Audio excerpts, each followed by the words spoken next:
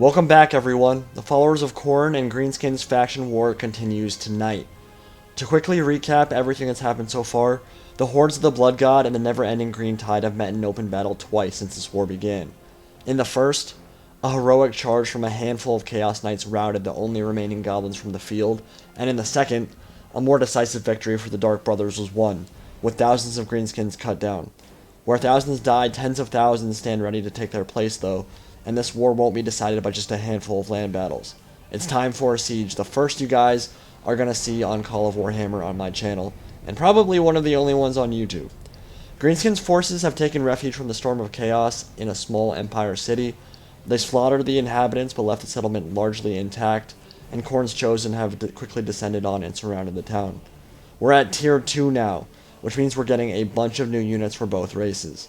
For Khorne, Chaos Warriors, Marauder Axe Throwers, Beastigors, and Marauder Cavalry will be the new units, and leading the army, a choice of either a Khorne Chosen or a Chaos Knight, which is the very devastating cavalry unit we've already seen make a huge impact at tier 1. What just busted down the walls there was a Hell Cannon of Chaos. We'll talk about that a little bit later. But for my general for Khorne, I do have the Khorne Chosen. The badass looking guys with the mohawks and the dual wielding weapons.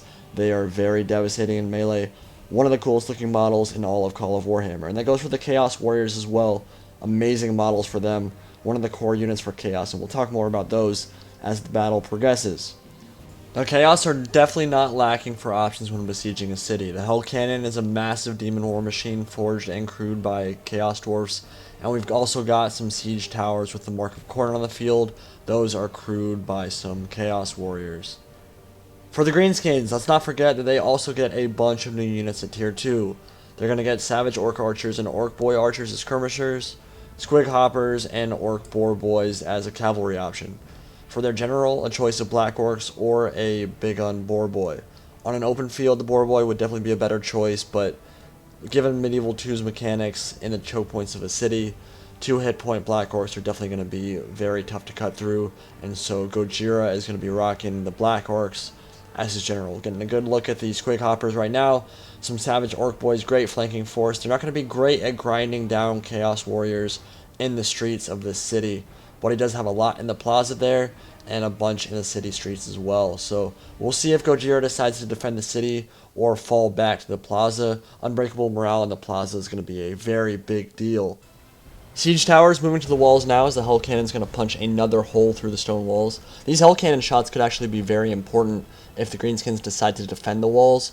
Multiple points of entry in Medieval 2 especially are often the difference between getting bogged down and slaughtered by range fire or surrounding the defenders yourself. So we'll see if Greenskins decide to defend the walls, but let's take a second here to spotlight the Chaos Warriors, which are in my opinion the most iconic unit in Warhammer Fantasy. They, like Chaos Warriors following Khorne, the red plate armor with skulls around their neck and furs around their neck, just all these skull iconography and stuff. They're the most iconic thing in Warhammer Fantasy for me. They're kind of like Space Marines in 40k, and they're really awesome looking in Call of Warhammer. They're one of the best looking models in my opinion. But they're going to be close combat powerhouses in this. They're going to be great at grinding down these Greenskins as we get a look at some of the defenders on the west side of the settlement. Bunch of guys still there in the plaza. This is going to be a grinded out fest right here. This is going to be a very difficult fight. Get a good look at the Black Orcs. 2 hit point melee beasts. They are actually going to be a big problem for even Chaos Warriors. But we can see Khorne moving up now. They're going to punch through the walls here and start going into the city. And Beastigors are going to be the first Chaos unit into the breach.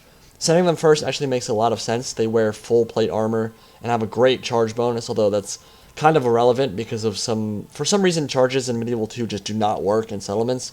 I don't know if you guys have noticed that before, but Medieval 2 the charges really get bugged out a lot. We're seeing some more Greenskin forces over here on the east side of the settlement as well. This is going to be a grinded out fest here. I mean, there's no two ways around it. Medieval 2 sieges are always kind of a grinded out melee fest.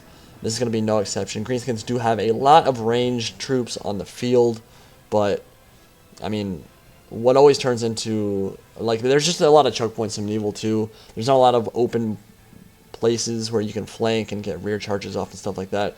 And of course, the fact that one of the biggest issues Greenskins have is their morale. And in Call of Warhammer, or any Medieval 2 siege battle, you're going to have unbreakable morale when you're in the plaza, and even if you rout from melee combat, you're still going to be able to run back to the plaza and come back to the fighting. So Chaos is going to have to kill every single greenskin on the field to take the settlement, and it's going to be very difficult. But we're going to see the Hell Cannon open up here, and actually got a fantastic shot. I kind of missed that, it's my bad. On the Savage Orc Archers here in the center of the plaza. Did quite a bit of damage there, actually, and one of the interesting things about Hell Cannon is the fireball they leave on the ground after they've shot gives off a morale penalty, which of course is irrelevant to the units that are in the center of the city, but it could matter if he gets a good if there's a good shot off on more dead greenskins right there. If they die further away from the plaza, they might rout if they get shot by the Hell Cannon. There's a huge morale penalty effect there, so that's kind of an interesting thing about that unit. And actually, the Hell Cannon itself is known for eating its crew members sometimes. It's actually a living, sentient being. It's a demon, basically. So it shoots the liquefied remains of its enemies, and it's actually, there's a reason it's called a Hell Cannon. It's actually really scary. So Black Orc's going to die there, a couple of them. That's nice, doing some HP damage to Black Orcs and killing a few of them as well. I think 4 or 5 died right there. That's not an easy angle for the Hell Cannon, but they are doing some damage at least. And of course the greenskins are very blobbed up in the plaza there. But it looks like Hell Cannon, or the Beastigors for Khorne are going to make their move here. Night Goblins in front are going to soak up that charge bonus if the charge actually goes through, which I bet it won't, because it's Medieval 2. Yeah, no charge bonus there, of course. So Beastigors in melee with Night Goblins, of course, this is going to be great for the Beastigors.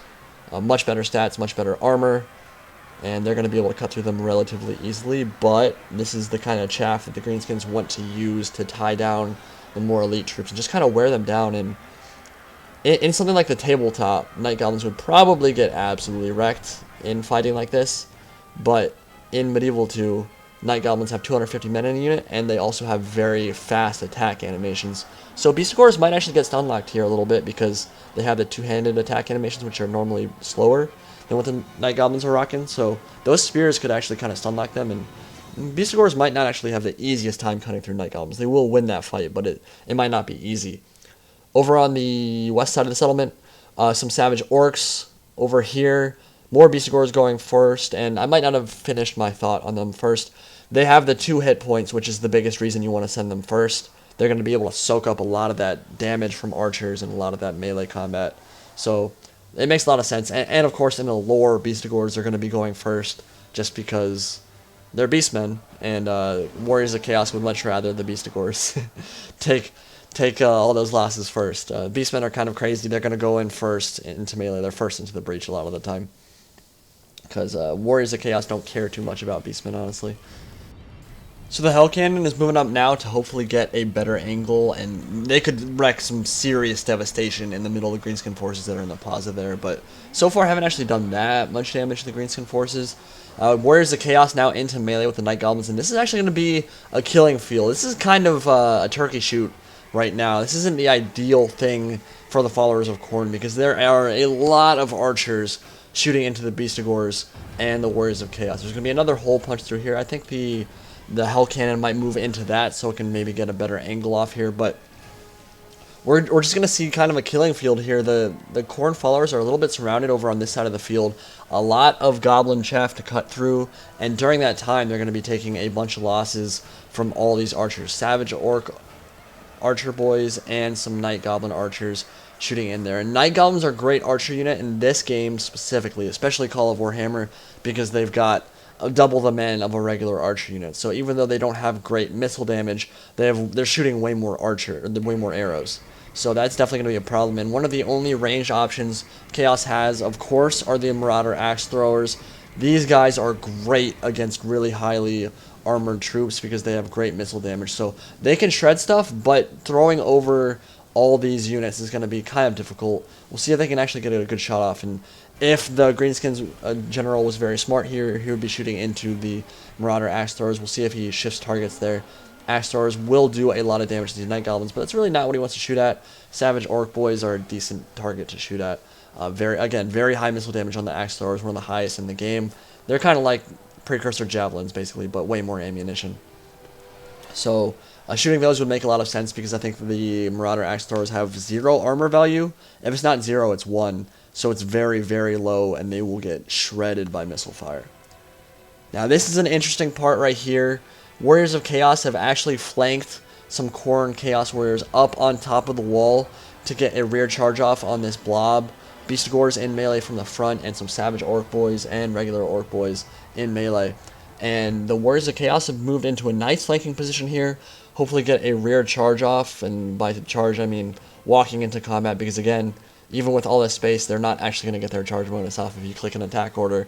But this is a really good spot for them. We'll see if Greenskins respond appropriately here, but this could be very bad for the Greenskins, because Chaos Warriors are going to get into the flank, the rear of these Savage Orc Boys and the regular Orc Boys, and if they rout, which they might do because Greenskins don't have the greatest morale, they'd be routing right through the middle of a Chaos Warrior unit, and that means that they might not even make it to the plaza without taking horrendous losses. So we'll see if Gojira turns around and gets a charge off and counter charge, but he actually is overlapping. You can see right where the Chaos Warriors came out of, there's more Greenskins, so they might overlap and let the charge happen, and then instead just rear charge the Chaos Warriors in turn. So we'll see how that goes. This is going to be bad for the Savage Orcs, though. They're definitely decisively losing at this point in time, but of course with that overlapping charge from the Orc Boys, it's going to make it a lot harder for these Chaos Warriors. So how this combat goes over on this side of the battle could determine how the rest of the battle goes, because if all of these Chaos Warriors and Beastigors make it in and get a rear charge off on the plaza, that could absolutely spell doom for this Greenskin settlement. So we'll see how that goes here. This combat's going to be very brutal. Greenskins, of course, not getting a charge off here. Khorne Captain moving into melee now, and my god, is that dude ugly. Greenskins are ugly. This dude's not the most attractive either. I must say, Norskin and Kurgan and Scaling tribes do have some relatively unattractive individuals, but I will say that both the Greenskins and the Warriors of Khorne are pretty good in a fight. This side of combat will be locked in a stalemate for a while now, so let's move on to a different part of the battle and see what's going on in other parts of the city.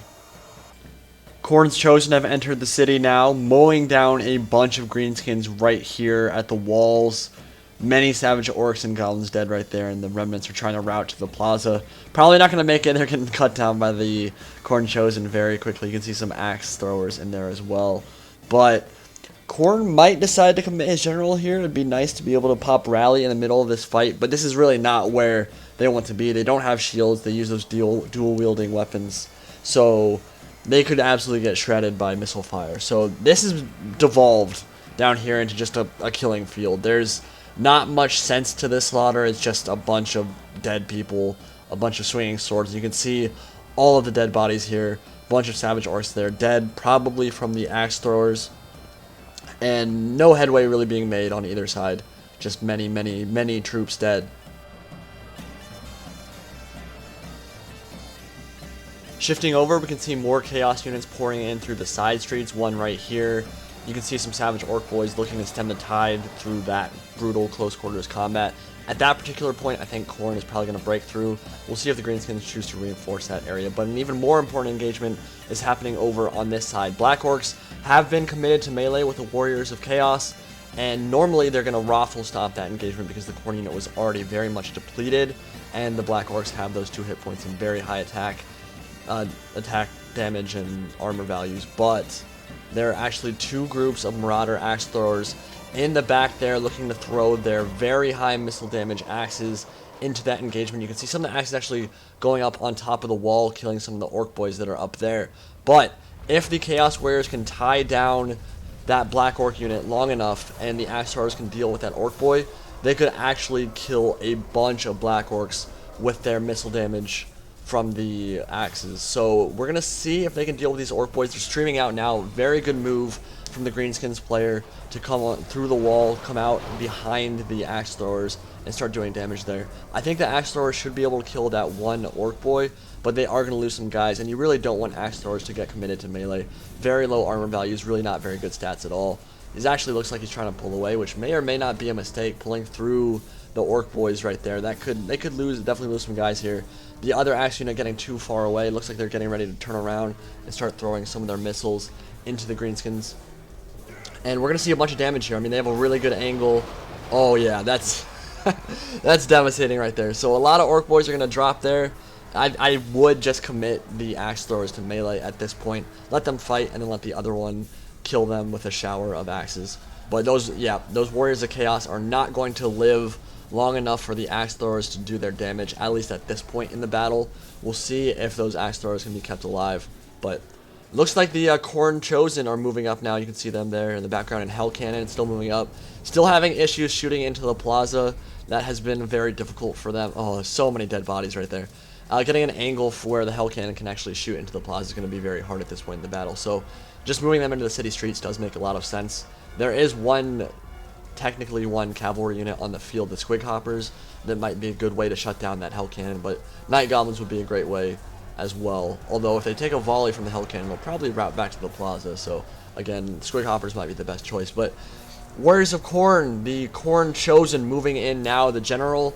This is going to be a very nice buff to the Khorne units. They're going to add a lot of morale to the Khorne units that are already engaged with the rally ability. And of course the Khorne Chosen very good in melee. So they're not actually going to be able to get into melee too easily at this point in the battle, just because they're stuck behind a bunch of other Warriors of Chaos. But we'll see how that goes. Orc Boys did rout. Axe Throwers are now free, which means they can move onto the flank of the Black Orcs, who are actually reinforcing the center, that side street. And we'll see if the Black Orcs can turn the tide of battle there. But this could be very big.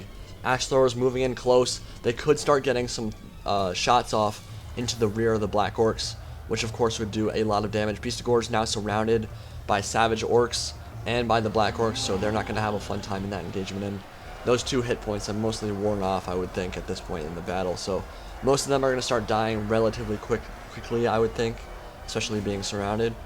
But the Marauder Axe Thrower is moving up now. Black Orcs don't seem to have noticed it. This could be very big. Shots into the rear of a Black Orc unit. Very important. Axes coming in now. Yep, definitely going to be losing some guys. About 8 or 9 lost on that volley alone. And Axe Throwers should have plenty of ammunition left. So Greenskins General needs to focus on those Axe Throwers. Right now they're the biggest threat to his Black Orcs. And I don't think he's noticed them at this point in the battle.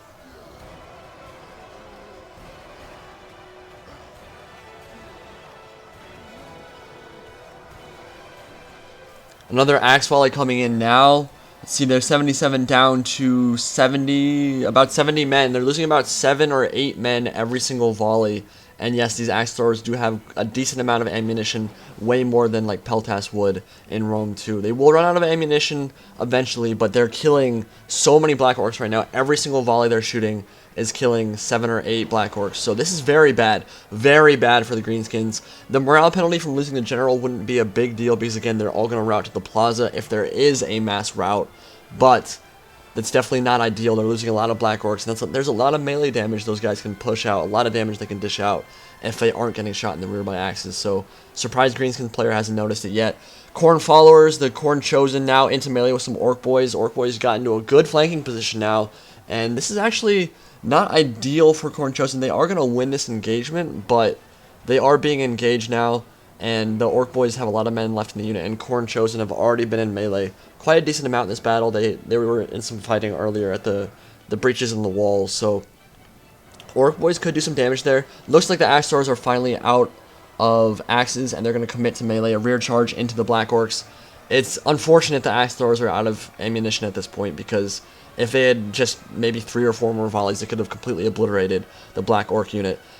The Chaos Warriors are definitely starting to get worn down. Balance bar is starting to shift in the Greenskins' favor. There's a lot of archers and other units on the field, and the interesting thing about Greenskins, their archers, and in Medieval 2 in general, archers can actually get committed to melee relatively well and do well in late game situations, because they're going to have 250 men in the unit, and they're going to be able to wear down already depleted Khorne Chosen or Chaos Warriors. So looks like some Beast of Gores are routing through the Orc Boys. Orc Boys pulling out of that engagement, actually trying to pull the Khorne Chosen further away. There are so many Greenskins left on the field. Night Goblins actually got into a flanking position, charged into the back of the Axe Throwers. Great move right there.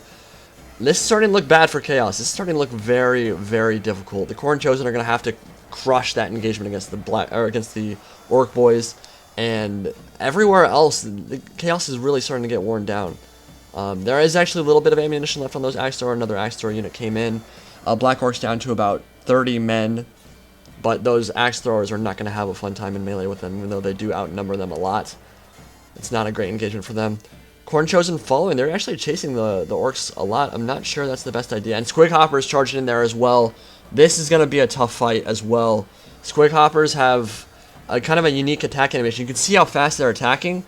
Khorne Chosen are barely getting their attacks off. It's actually surprising how fast those Squig Hoppers are attacking. That spear animation is really stun locking them. And Khorne Chosen are losing a lot of guys right now, not killing very many Squigs at all. Squigs they don't have 2 HP, but they seem to survive in melee for a very long time. They're a very interesting, kind of unique unit. I honestly don't know how they work very well. They don't have like a massive charge bonus or anything, but they just survive for a very long time. And those attack animations are really hurting the Khorne Chosen now.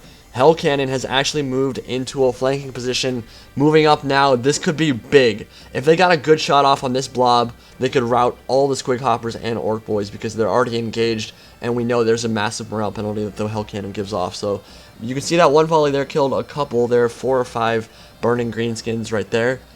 Oh no, this is really, really bad for Chaos. When you're attacking, that's a massive deal losing your general.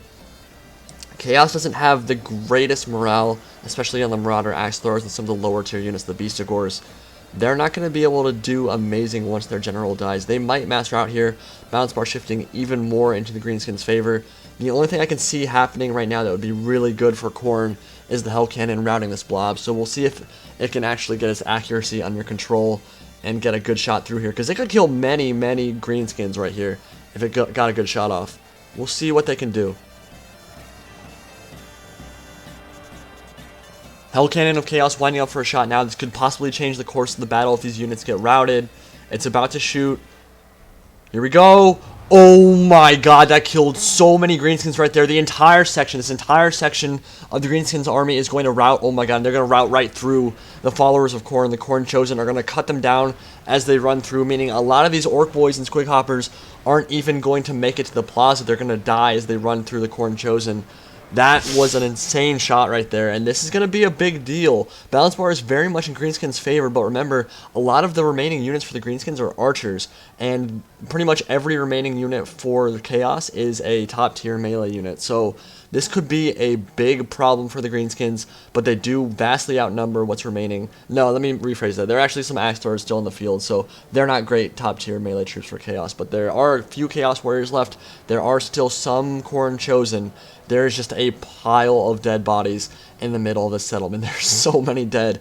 Black Orcs actually committed to melee. I think that's only the general left. There's one guy left. That is the general. It's the Greenskin general. If they die, that could be a problem for the Greenskins. I mean, again, they would run to the plaza, but if they happen to run through Chaos troops on the way, they could lose a lot of guys. General's dead. Khorne Chosen gonna scream in triumph as they kill the general, and that could be a big deal. That could cause routing here. We'll see.